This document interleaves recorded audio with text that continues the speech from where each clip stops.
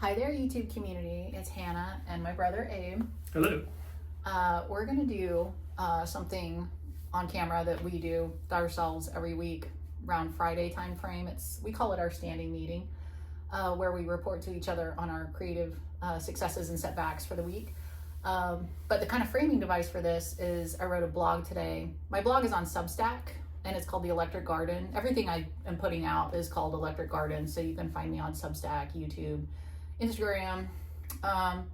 And the blog today, and I'll link it, was it's called Your Creativity Needs a Gym Bro. And I super appreciate the type of partnership that comes together in the gym when you have a gym bro. And so in the blog, I was essentially like extending that kind of concept to creative projects. And I don't know anybody that doesn't have some kind of like avocation, some kind of interest that they think about extending out into the world. And it could look like anything, but for me, I wouldn't necessarily consider that to be the thing that you're already doing for income necessarily, because probably you already figured that out. If somebody's like paying you to do that thing, then you're probably like up and running on it, But in terms of other kinds of ideas that you're developing and you're sort of trying to get yourself through baby steps, every day, every week, whatever that looks like. There's all kinds of alternatives. The entire world is obsessed with talking about productivity and how to kind of, manage things, move things along. I mean, if you look at LinkedIn, like that kind of language, So to me, extending the analogy of like a gym bro into this kind of space is like, this is not like a paid coach or mentor or like a paid like mastermind class that you're going to, I'm sure that can be super helpful. I'm not speaking against it, but this is not someone who like David Goggins style is like screaming at you like, let's fucking go, but it's also not somebody who's a kind of like enthusiastic, but also a little bit clueless cheerleader who doesn't really get what you're doing and is like, yay, you did a thing. I don't really understand. Like, like I like to eat sausage, but I don't really know what happens in the sausage factory. We're both vegan, but this is an analogy that like one of my friends uses relative to producing music. Like I'll invite him along to the recording studio sometimes. And he's like, I love music. I don't really want to know how the sausage is made. Like, I don't really want to see all that ugly stuff. Like, I just want to hear the music. You know what I mean? So this is like, to me, a gym bro is somebody who's like in the trenches with you every day, or in our case, we report to each other once a week. We usually are in different time zones, to just kind of talk about like, here's, you get it, I get it. We're both kind of like doing similar things, in our creative headspace, different kinds of projects, but we're both trying to create new things. So my brother Abe has turned out to be, just over the years, like an incredibly helpful point of reference for me. He's not a clueless cheerleader. Like, he often has extremely good input for me. He's not a paid mentor that's like screaming at me to get going, and like holding me accountable to like specific objectives that I'm like, oh, like I'm so screwed and I wasted my money if I didn't get the, we just talk to each other. Usually in a voice memo format, it'll be like 10 minutes. I'll send him every Friday. I'll send him like my recap of my successes and setbacks. He understands what my projects are. He'll send me like a 10-minute-ish, recap of like where he's at with his projects. So I just thought, it's Friday. Why not just go ahead and like, I don't know, put an example of that, on YouTube, kind of to go along with my blog, which I'll post, which is that your creativity needs a gym bro. So, do you want to start or should I start? Why don't you start? Okay. So this week, I mostly every day posted a blog. That would be on my Substack. I feel pretty happy about those. I also reposted those on X, where I have zero engagement, absolutely zero, no engagement. If you'd like to follow me on X and like react to any of my posts, feel free. Whatever it takes to like be successful in social media formats. I don't have it on X yet. I don't have it built up. But that's Electric Garden as well. So with the blogs, I'm like, we're both kind of involved in figuring out how to use and resource AI as a tool. So a couple interesting things about that. I tend to write along certain themes, and I'd say 3 times this week I asked ChatGPT. I have the memory turned on. It knows, all the stuff we've talked about. I would say playfully, if you had to guess what I was going to write a blog about today, what would you guess? And then ChatGPT would be like, ooh, I would guess it would be one of these things. Like today, for instance, is we're taking the penny out of commission. And I was talking with ChatGPT about that because I was sort of like, that's wild that it takes almost 4 cents now to like mint a penny, which is worth 1 cent. So we're just, kind of as a real marker, like temporal marker of where we're at in inflation. So in each case this week, it had a couple of ideas for me, guesses as to what I would write about. Again, this is kind of playful, right? It knows that I don't know yet. And in 0 of those cases did I actually take one of its suggestions, but one of its suggestions gave me an idea that I got really excited about. Inspired you to something. It inspired me towards something, So that's kind of like a way that I've further incorporated AI in my process. So again, today, your creativity needs a gym bro. That wasn't one of ChatGPT's ideas, but it was like adjacent to one that I bounced off of. Okay, so that happened. Sometimes I'm using my blog to sort of like roll out a few of my little like shorts that I've created from longer form videos. Okay, so with the YouTube channel, Electric Garden, I've been pretty permissive with myself. I'm trying to like put out content. I'm not trying to like Xerox ideas that I've heard otherwise. Like I'm trying to sort of forge a new path in terms of like creating a library, like an archive, something that's not just, going to disappear in the feed, but like that is kind of like an archive that people can dive into if they're into kind of how I think about things and the kinds of questions that I'm asking.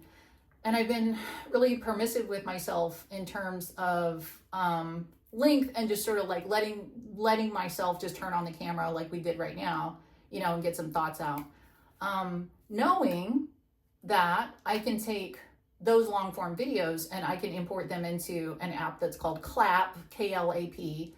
And it's AI driven that can take those and kind of find the most like viral moments or the little clips, and you can set all kinds of parameters that will then chop those up into like little pieces that can be shorts, and you can edit them and like add more, add less, whatever. But like I'm using AI to take longer form discussions and create little short clips that I think are very engaging, which is another reason why I'm able to allow myself to be a bit more permissive with the discussions. Also, I just have to because I'm figuring out my stride here. So I would say every day this week, I, took a video, whether it was a new video or an older video, chopped it up into shorts and Clap, try to pick like 1 or 2 examples that I felt were like pretty representative of kind of like what I'm trying to do here.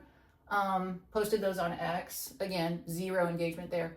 Posted them on Instagram, a little bit of engagement there. People have been like, oh, I didn't know that's something that you're doing. And it's something I've been a little bit shy about. So I'm like slow rolling it out because even though I love creating things, like I get a little bit of a heart attack about like actually sharing that. Like, I don't know, I just get like a little bit scared and it takes me a little bit to feel confident enough to kind of like start rolling stuff out. I don't know why that is, but that just is. So those share to Instagram and then they share to Facebook. There's been a little bit of engagement on both fronts, I think people mostly know me for my shit posting on Instagram and Facebook and like gym pictures or gym videos or something. So this is something new for them to get used to, where they're like, oh, I guess Hannah's just sitting down in the jungle and like talking about Bitcoin, like walking them into it. So that's, that takes a little bit of time. Let's see, in terms of music, this week, I don't have much to report. I did make an ask of Hux. That's a New York City guitar player and composer that I've been collaborating with. I said, I would like to send you a snippet of a song that I wrote and you see what you can do with it, because we'd had the opposite arrangement before, where he's been sending me song ideas and I write lyrics and vocals on top of those, right? So I kind of want to see if we can reverse it. The process is stuck with me because even though we found a guitar, somehow I just haven't found the time to like strum out my little song idea that I have and send it off to him. Like he's pretty quick on it, you know. So I'm sure it'll happen fast once I do. Another thing with, okay, so just general orientation, like I've been experimenting with using a program called Suno, which is AI that's optimized for music production. Not to generate all by itself music just from like random little prompts, but to actually produce my own music, or in the case of this thing with Hux, to like music that's a collaboration, you know, to actually produce it as intended by my brain. It's already in there. Which I think always involves your own lyrics, right? Yes, yeah. Always involves my own lyrics and either my own music, or in the case of the collaboration, this guy's, you know, guitar compositions. So yeah, I went back through like my archives, as it were, and I knew that I had a ton of outstanding songs that I've written. They're songs that I've written that I have a bottleneck with production. That's why AI is kind of like exciting for me. I didn't realize how much of a bottleneck. I mean, I literally like forgot a bunch of the songs. So like on the flight over here, I flew from Hawaii to Florida. I have like literally, you guys, like 1 million like songs, like outstanding, even more above and beyond the ones that I already thought I had, what I really need to be doing, and that I haven't done this week. So I wouldn't call this a setback. It's just a not yet thing. Is I need to start like getting going with those and like pre-producing them in Suno. So at least I have like really polished demos that then I can take to, you know, sound engineer number 1 in Arizona, or sound engineer number 2 in Hawaii, and start getting those actually like produced like for reals, you know, like with my vocals and everything. But just having that polished demo is huge, and my ability to do that with AI is huge. And it's by no means as simple as just like plugging something in, then I get output and it's done. It's like it's so quirky, and then you have to do all kinds of things, and I go through sometimes up to like 50 or even like 75 iterations of trying to get the right output, you know, for me to get what I'm looking for. And then my other sort of creative avenue is like I like modeling and portrait photography. That's just kind of like off in the weeds right now. I have a long-standing collaborator in Hawaii that just seems to have like sort of lost interest in the project, which is fine. That's fine. I have a portrait photographer in Arizona that I had a good result with a couple months ago. So next time I get over there, I'll definitely try to like reconnect and have another shoot with that guy.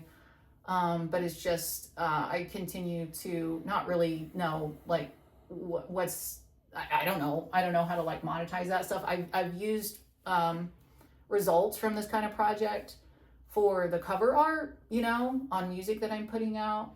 I'm also having some thought processes, and we've had discussions about maybe not pushing out my music to Spotify and all these other platforms, which it's not paying. I haven't done enough marketing or live touring or anything like that to make that really pay off, and maybe just like withdraw some of those resources, because it does cost me money, and maybe just like be hosting things on YouTube.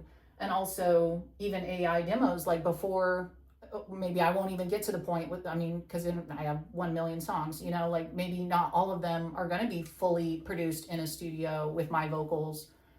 But just start having a place. I mean, we just had a song, I guess, this is sweeping the nation, you know, like on the top 40 Billboard, that like is an AI song, and everybody has their different take on that, but I don't think it's that good. But,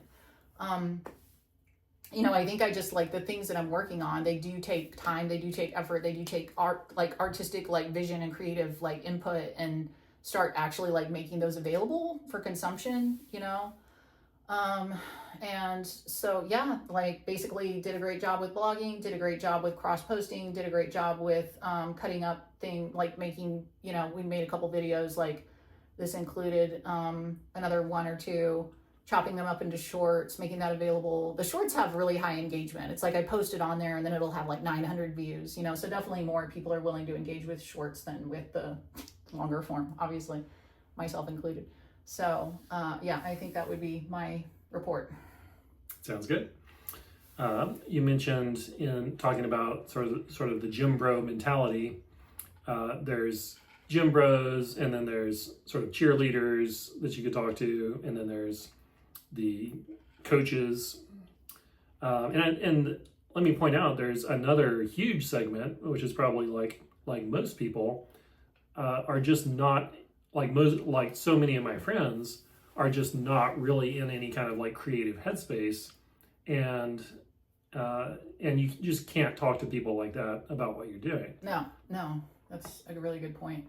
And so, or they have an idea and they kind of talk. They're like, "Oh, someday I should," but they're not like engaging with it and like actively trying to put stuff out. So they kind of can't help you with your process along those lines. Yeah, and someone will be sort of politely interested in what I've been up to, but I can't really go into details because they just don't have any kind of frame of reference. And I'm not talking about my specific field or whatever, but just the sort of the feeling of trying to like creatively get something to happen and accomplish things. So I think it is very valuable to be able to find someone who you both have sort of a creative soul, and you can sort of like bounce ideas off each other and so on. And you don't really need to understand or be knowledgeable in what the other person's doing. You just have to sort of understand the creative life. Yeah. There's like two kinds of people, right? There's people who like kind of understand what that means to like take nothing and make it something that is like published and out there and like publicly consumable. And then people who like don't, and there's just like so many stages along the way that have to do with not only sort of friction, like relative to whatever industry or environment that is, but also just like the confidence that it takes and the monotony that is often involved, to just take nothing, to have an idea and to make it something that is like broadly consumable. It's wild to be able to find that kind of person, By the way, I'm gonna start my second cheers peach high noon. Cheers. And you're having a vodka soda with vodka club soda with a packet of powdered grapefruit called True Grapefruit. True Grapefruit. Yeah. TRU. Yes. Cheers. So multitasking. I wanted to incidentally, while we're at it, I wanted to mention the origin of the word standing meeting we're using. I think a lot of people might not be familiar with that. That's something that was invented by basically the programming industry, the software development industry. And it was part of this whole sort of shift in paradigm from how you develop software from the old way, which we called the waterfall model, where you would just design everything in one big go. You take several months to design it all, and then you would take several months to implement it all, and then it would be done. And really replace months with years in many cases. And so there's this whole new paradigm as computers started to get faster, and it was like easier to just make iterative changes and like just try something out without having to devote a lot of time to it. This whole new paradigm evolved that was called agile programming in general, and that basically just meant instead of doing all the planning and then all of the implementation, just do the whole thing in small cycles, like plan the next chunk of what you're doing for the next week or the next 2 weeks, and then implement all that. And the idea is you should have like a working piece of software as soon as possible, and then you just add more and more features to it over time. So as part of that, they came up with the idea of a standing meeting. And the meaning of that, it's standing, like it sounds like it's a meeting that happens on a regular basis, but that's not the original meeting. I mean, that's kind of the meaning we use, but the original meeting, just sort of FYI, was everyone's supposed to stand in the meeting, like literally stand, so that you don't like get comfortable and just like start talking. It's like by making everyone stand, everyone wants to just like sit down and drink their coffee in the morning or whatever. So by making everyone stand, you're likely to prevent people from just talking ad nauseum about whatever. So and sort of the irony is no one in the so pretty much everyone in the software industry, like we for a while, like I'd say in the 90s, it was a big deal if your like software team implemented the agile strategy or whatever. But nowadays, like no one like calls it that. It's just pretty much everywhere. Yeah, everywhere has sort of adopted that process, but it's all sort of an informal level.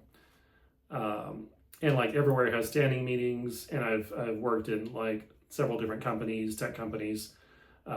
In none of the cases are the standing meetings like actually standing. People are not required to stand, and in fact, it's usually like done by Zoom or even by text. So then does it drag on? Yeah, they're still just supposed to be quick. Yeah. And let's see, as for me, over the past couple of weeks, I've been working on an aspect of my game. Specifically, I've been setting up your game, which is called? My game is called Tomb Sweeper, and it will be out for iPhone and Android by the end of the year. And I've been working on setting up the multiplayer system, not the multiplayer, the user account system where people can log on and have an account and have their high scores posted on a leaderboard and so on. While I was early on in the process, I'm using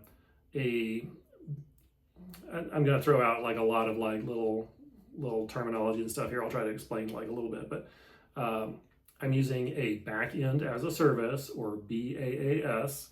Backendless, which I thought was like a brilliant name for the company. Mm-hmm. And the one I chose is Backendless. And that the backend just means that's someone, like a company runs their own like set of servers online, and you connect to that and you store your game's data on those servers, and they kind of like provide all the hooks, they facilitate all that, and you don't have to do all the nitty-gritty of taking care of like computers on the network yourself. So yeah, I'm using the service called Backendless, and I wanted and I messed with them several years ago, like 3 years ago, working on another game, and I hadn't finished that game, and so I never quite finished that aspect of the project. But anyway, so I wanted to approach something in a certain way for Backendless, and they didn't really have like good documentation for the specific thing I wanted to do. And I hunted it down and Googled it, and like, was scouring the web and asked ChatGPT, and it didn't come up with the right answer. And finally, I found a thread on Backendless. It's like years old, and it was like people talking about how could you accomplish this, and then them being frustrated with the Backendless official responses to it. And at the end of the thread, I found the answer, like the last person who answered the thread. I had the solution for what I wanted. And dang it, if that person wasn't me from 3 years ago. Oh my God, are you serious? Yeah. Jesus. I'd forgotten. Holy shit. I'd forgotten. But yeah, I figured out the answer 3 years ago. I hate it when I realize I already knew a thing. God. So that was good. It's sort of a mixed feeling. Like, it's like, fuck yeah, I figured that shit out. I was like, and I forgot it. So. Which is another reason why it would help to just be consistent and not be like blown up by other like retardo jobs. Yeah. So let's see, over the past week specifically, I've been working on, when you see like some buttons and controls laid out on a screen, there's what you would call like a user interface, like layout algorithm in play. And I'm doing like all my own versions of everything. So I had like a nice user interface layout system already implemented that I've been using. And it can do like, it can stack things side by side, it can stack things vertically, position things in different ways, but it didn't really have what you would call a table widget. It didn't have a way to just have a grid of cells, and you could sort of mimic that with the other things I had, but I really sort of needed the table for various reasons. So I set out on Saturday, starting to implement that. I figured I'd be done within like half a day. Took me like 4 days to implement it, so that's most of my time this past week. But it was a thing I needed, and it's done, and I've got a great user interface layout table. That then you can use for other things. Now I can use, yeah, I'm already using it again for my game. And then the other thing I did as part of the whole like user account creation is I added the ability for players to enter their own player name. So, there's your email address, but then that's tied to whatever visible name or like handle you want to be displayed on the leaderboard next to your name where everyone else sees. And as part of that, I wanted to have a like profanity filter and just, yeah. You don't want like Hitler 666 like Exactly. showing on your leaderboard. And so I asked ChatGPT, is like, okay, well, here's my, ChatGPT said, here's my number one recommendation. You can like install this like software library, and it's all pre-made, it's all pre-built. And so I tried it out, and it worked great for individual words, and like it would recognize like a $sign as an S and things like that. But it didn't do compound words at all. Oh, which is like all gamer names. Yeah. So I'm like, that's no good. And I was looking at their like the web page for that software library, and they said we chose not to do compound words because of the risk of like false positives. And I'm like, look, man, I don't even care if it's a false positive. It's just because I'm just telling players like, yes, you can choose this name, or no, you can't choose it. And so if something's accidentally an obscene word, like if it thinks there's an obscene word in there and there's not, and there's really not, like that's okay, because maybe that's just a name that's already been taken by somebody else. Like if a player chooses the name that's already been taken by someone else, they can't use it either. So false positives like aren't that important. Yeah, just like think harder and get another one. Yeah, and sorry for people who want the username Shafid, but if it looks like shithead, like you can't choose that username. So yeah, the first library was out, and then that was called Leo-Profanity, I believe, the name of the library, randomly. And then, so I said to the ChatGPT, okay, it can't detect substrings, I think is the term for it. Give me something else. So then ChatGPT was like, okay, well, you definitely, like I understand if you need something that does that, the next best option is this other library called F-word. And, well, which seems reasonable given the context. So, and it sung all these praises of F-word and like had the link to the library. And so I tried to download it and install it, and I realized like it's not at all, like the library existed, but it's not at all a profanity filter. It's like something completely different. Is a tool for, there's a very obscure programming language called Brainfuck where where the source code is just completely like super mind-boggling and hard to read. Like you just, I forget what it is. It's just like how many pluses you type in a row, like does different things, that type of thing. So yeah, it was the F-word library was a library for this other piece of software. So I went back to ChatGPT and was like, hey, like that F-word looks like it's this other thing. Like, did you, is there another URL you have for me? And ChatGPT is like, oh, sorry, like, yeah, that doesn't exist. Let's take another look at what you need, software libraries that you could use that actually exist. And so the third option it gave me did work. It's something called, I think it's just called Obscenity is the name of the library. And nice. Yeah. Classy. And so I installed that and hooked it up, and yeah, it's working perfect. And I'll have to say the original test that I ran to prove to where I realized the original library didn't work. I typed in, sorry, I don't know if like YouTube algorithm demonetizes or something. I'm not monetized, so don't worry about it. I'm like a million miles from being monetized. I'll just use, just in case, I'll just say use the Battlestar Galactica frac. So I tried typing the, I say fuck all the time. well, okay. I tried typing fuck and it detected, okay, that's a bad word. So you can't have your username be fuck. So then I tried typing fucker. I was like, looks good.